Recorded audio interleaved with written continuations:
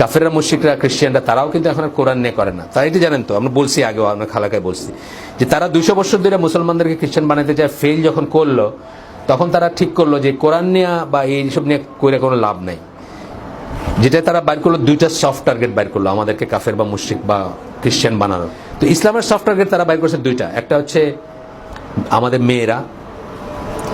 মেয়েদেরকে যদি ইমানসিপেট করার জন্য কোনো মতে আমরা ঘর থেকে বাইর করে দিতে পারি, তাইলে আর ইউনিট ফ্যামিলি বলতে যা এটা থাকবে না।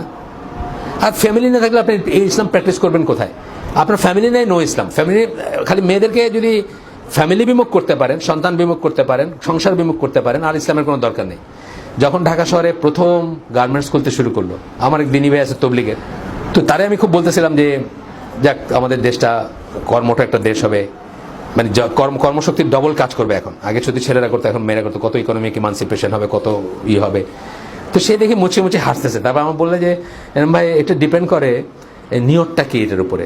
তারপর আমার একটা উদাহরণ দিচ্ছে যে ধরেন আমি অসুস্থ হয়েছি, আপনি আমাকে রোজ দেখতে যান, আমার জন্য ফল নিয়ে যান, আমার খোঁজ খবর নেন, বাসায় বাজার আছে কিনা, খুব ভালো কাজ, তাই না? কিন্তু যখন কেউ জানবে যে আমি মরলে আপনি আমার ভিটাটা নিয়ে নিতে চান, তখন কি আর ভালো থাকবে কাজটা? ভালো থাকবে না।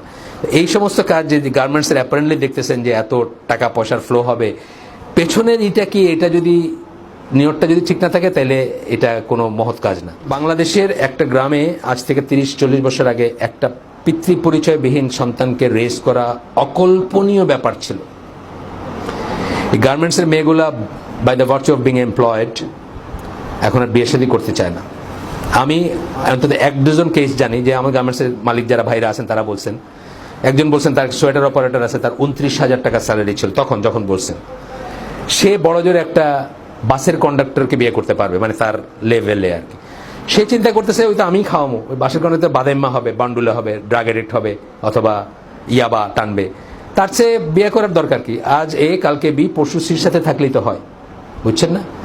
এটার স্বাভাবিক পরিণতি হিসেবে বাস্টার্ড চিলড্রেন জন্ম নিচ্ছে এবং সেগুলোকে গ্রামে পালতে দিয়ে আসতেছে। আমরা জানি ফার্স্ট টাইম গ্রামে পালতে দিয়ে আসতেছে। আজকাল দেখবেন বুয়া যাদেরকে আমরা বলি, তারা মেস করে ঢাকায় থাকে আর তাদের হাজব্যান্ডের বাড়িতে থাকে।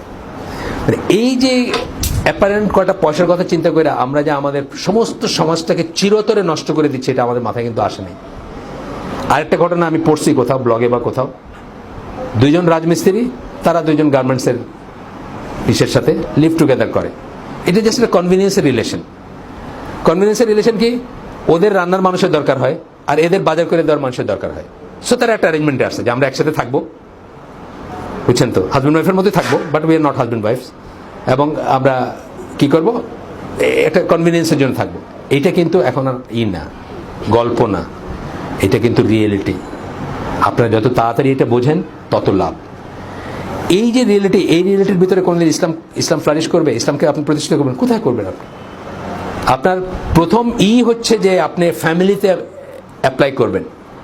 আমি একজন আলেম, আমাদের দেশে আলেমই বলতেছিলেন যে আমি আপনার মেহেন্দির গুণাগুণ বললাম, এই মেহেন্দি ওই মেহেন্দি, এটা বুঝছেন না, এটা মানে দিলে এত ঘন্টা থাকবে এতই, কিন্তু দেয়ার ইজ নো হ্যান্ড, দেওয়ার মতো কোনো হাত নাই মেহেন্দি দেবেন যে এর কোনো হাত নাই আছে।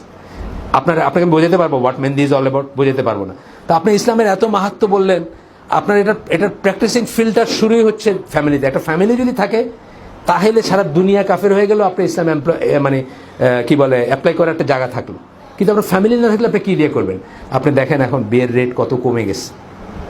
আপনি দেখেন এখন 30 বছর বয়সে মেয়েরা মনে করে যে বিয়ের বয়স হয়নি, মনে করেন না? মা হওয়াটাকে অনেকেই সেকেন্ড থট দিতেছে, এটা একটা ঝামেলার ব্যাপার, এটা দিয়ে চাকরি করা যায় না। আমাদের দিনী ভাই বড় চাকরি করে, বড় চাকরি আমি জিজ্ঞেস করিনি কখনো, অ্যারাউন্ড 2 লক্ষ টাকার চাকরি করে। তার বুয়েটের ছেলে, তার বুয়েটের ফ্রেন্ড ছিল তার ওয়াইফ, বুয়েটের মানে পরিচিতি, আর কোনো দোষ নাই। তার বাবা মা ওই মেয়েটাকে খুব পছন্দ করে, মেয়েটা চাকরি করে, চাকরির জন্য বা লাইফস্টাইলের জন্য সে বাচ্চা নিতে ইচ্ছুক না, এই জন্য সেই মেয়েটাকে ডিভোর্স করে আরেকটা মেয়েকে, আগে ডিভোর্সে একটা মেয়েকে বিয়ে করছে, এখন তার ঘরে 3টা বাচ্চা আলহামদুলিল্লাহ। মানে এই পর্যায়ে চলে যাচ্ছে আমাদের সমাজ। 1991 সালে যখন ফার্স্ট গালফ ওয়ারটা হলো, প্রথম দিন পেপারে ইত্তেফাক সহ সকল পেপারে, তো আপনার ইনকেলাব তো আছে, যাই হোক ইরাকেরই, ইত্তেফাক সকল পেপারে দিল সাদ্দাম এগিয়ে চলেছে, আমেরিকানরা এগিয়ে চলেছে। হাকিকত যেটা, ট্রু কথা যেটা, আমেরিকানরা তো জাস্ট মার্চ করছে যেটাকে বলে, যুদ্ধ তেমন একটা কিছু হয় নাই। তারপরে যে মিছিল হলো ঢাকায় এবং সমস্ত জায়গায়, এইরা করছে, গার্মেন্টস শ্রমিক যাদের কথা বলতেছি, এই শ্রেণীর মানুষ, আমি আপনি করি নাই, সাধারণ মানুষ, সে ইসলাম কিচ্ছু জানে না। সাদ্দাম হোসেন যে একটা কাফির বা কমিউনিস্ট বা একটা মুরতাদ বা একটা মুশরিক সেটাও জানে না, কিন্তু নাম তো সাদ্দাম হোসেন, পতাকায় আল্লাহু আকবার আছে, রাস্তায় নেমে এমন মিছিল করছে, পরদিন ইত্তেফাক লিখতেছে সাদ্দাম বাহিনী সদর পেয়ে গিয়ে চলেছে। কেন?